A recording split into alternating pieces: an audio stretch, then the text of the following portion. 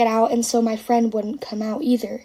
And so I closed the door, and it was like half open so my friend could still hear. And this police officer looked at me, and he was like, "Are your parents here?"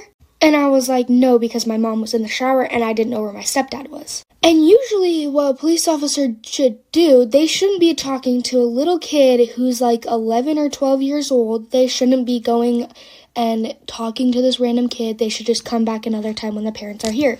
And just so you guys know, because I had a boyfriend, and my sister and I still shared a room even though our brothers got their own rooms. So she could literally go through my shit anytime she wanted. Well, since we shared a room and I'd never thought that she would sell my nudes, sometimes I would take these exposing pictures of myself while she was in the room. Well, she had this one friend named Jessica who also was weirdly obsessed with me. One night she was saying how funny it would be to sell someone's nudes, like part 2 about how my sister sold my nudes.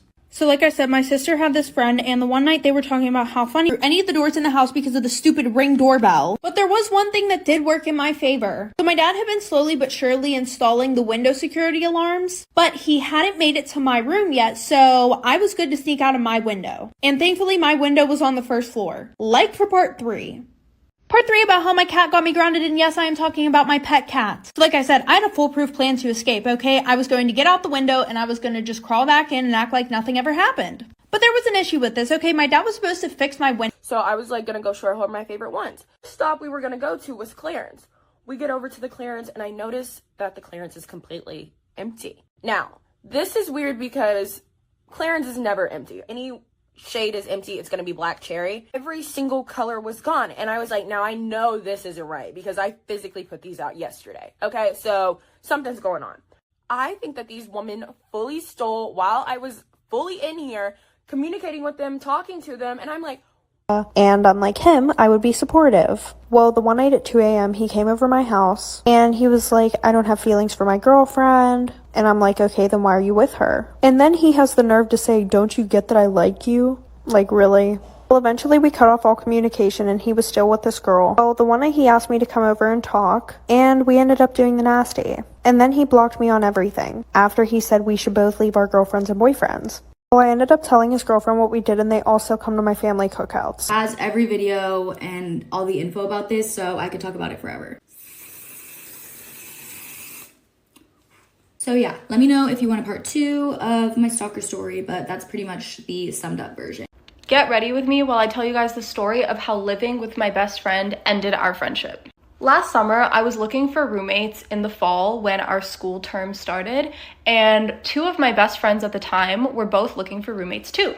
So we all decided to live together as we had a relationship. So we were doing really good until around Christmas time. So after he gave me my gifts, which was socks and a candle, he left for Massachusetts. I don't know if I said that right. And a month before this, I had unblocked the girl that he was flirting with. So weirdly enough, after he left, she DM'd me, basically asking if I was still dating him again. And I was like, yeah, why?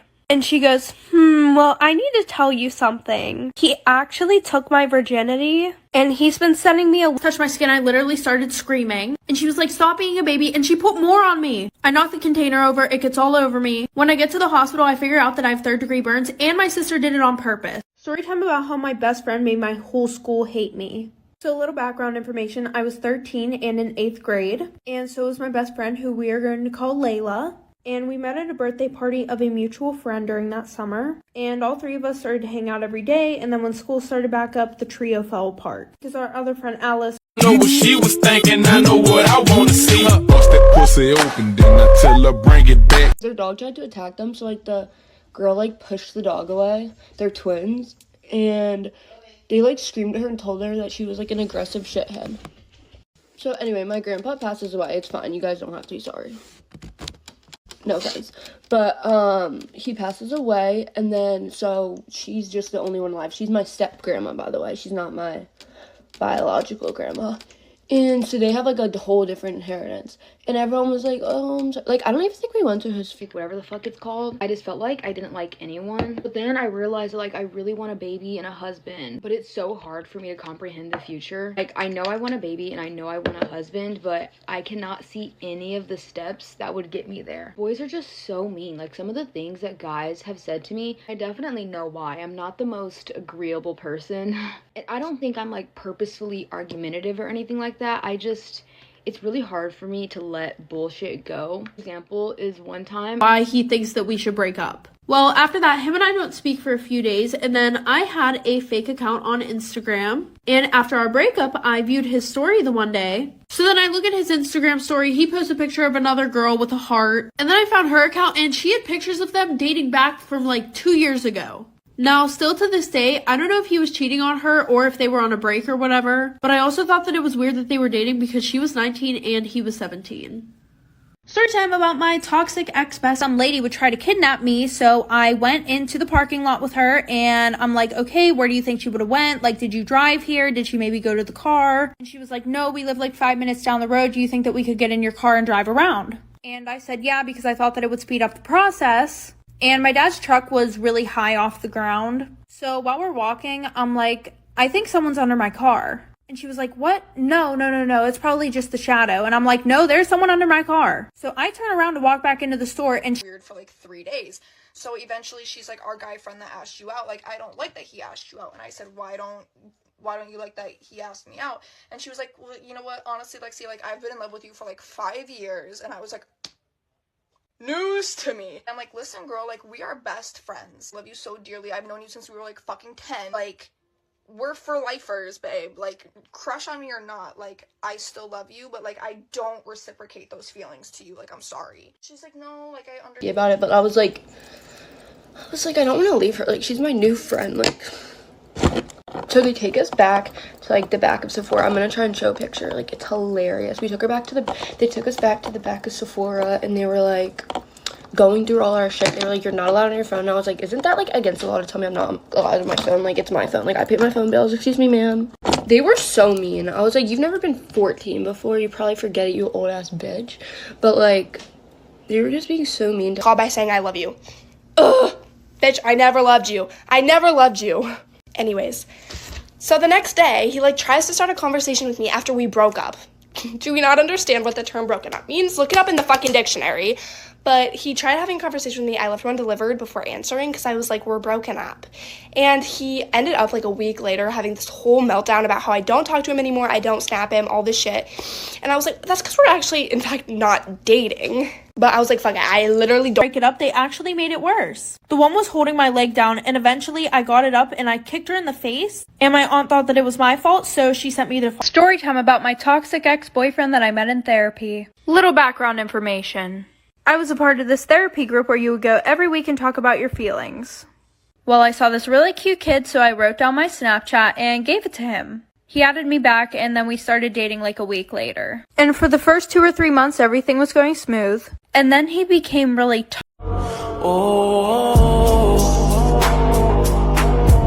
like, what fight, darling? I have no idea what on God's green earth you're talking about. He starts telling me, oh, well, there's CCTV footage, we have evidence, we know that you're the instigator.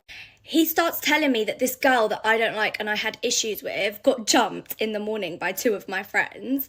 And I was like, well, I wasn't there. And he was like, yeah, but you instigated it. And I was like, no, I have no knowledge of what you're telling me right now. Like, you're currently giving me major gossip. What do you mean she got jumped? I need the... A few weeks after that, she decided to get her brother involved. Her brother and Josh were best friends, by the way. Well, then her brother told Josh that him and I had been hooking up like for part 3. About my boyfriend's best friend trying to ruin our relationship. So like I said, then she got her brother involved. And her brother and Josh were best friends. A little background information here. Josh had stopped talking to Jamie for those few weeks after she called me that night because she was making things really awkward in our relationship and just giving us a lot of problems. So the one night, Jamie's brother texts Josh and he's like, bro, That's okay. I got a Simon Says. Simon Says, everyone stand still. Everyone start walking. Don't move. Everyone touch their nose. Everyone touch their head. Hurry up. Everyone touch their head. No. They didn't say Simon Says. Simon says, rip your test paper in half. Brianna, why did you rip your test? You won't be given another one. That's okay. Truth or dare? Truth. Truth is easy.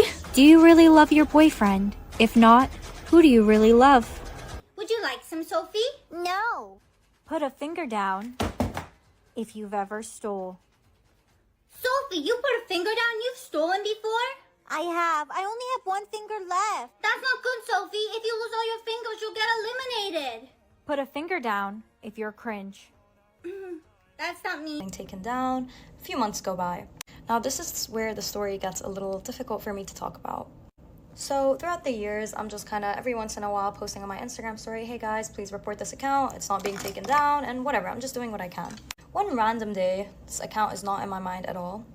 I'm posting on my Snapchat story as per usual, and this random guy replies to me. He's like, hey, aren't you that girl who got her leaked?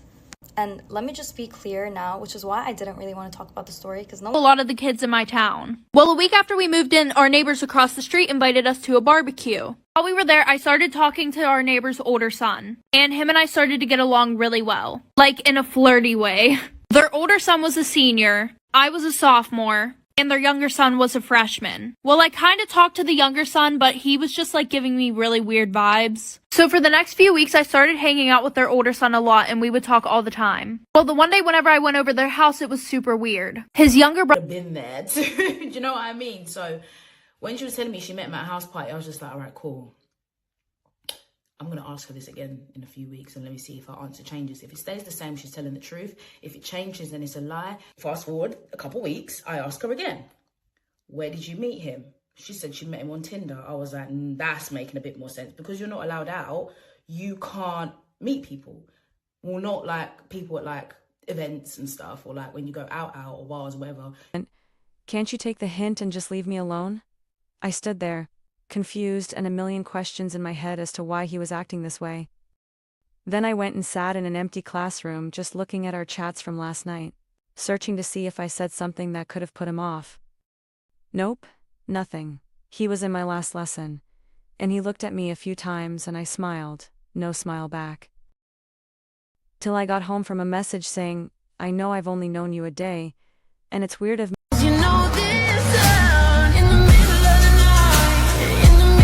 Guidance counselor's office all day, and then I had to move schools.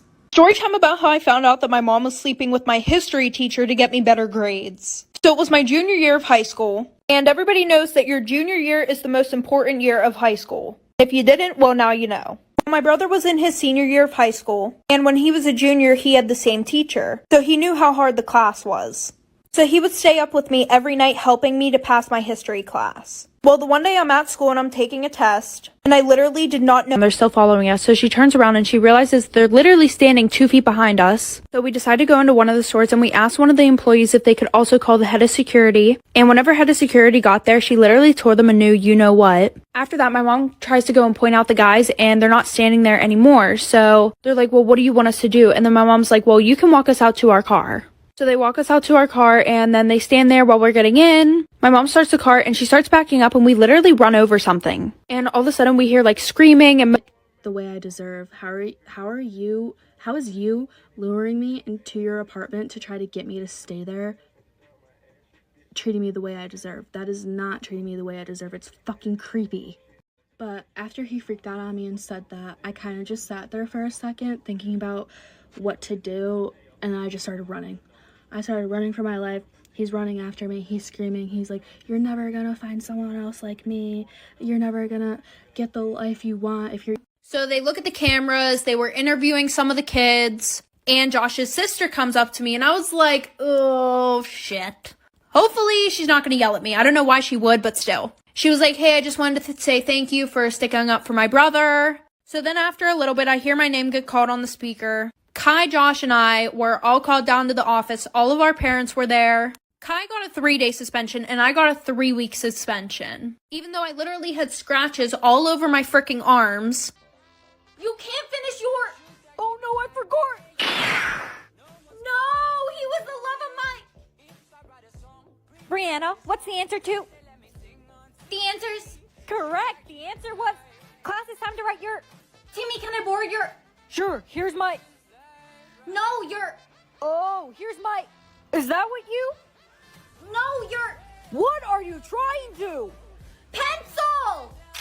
You can't just say one.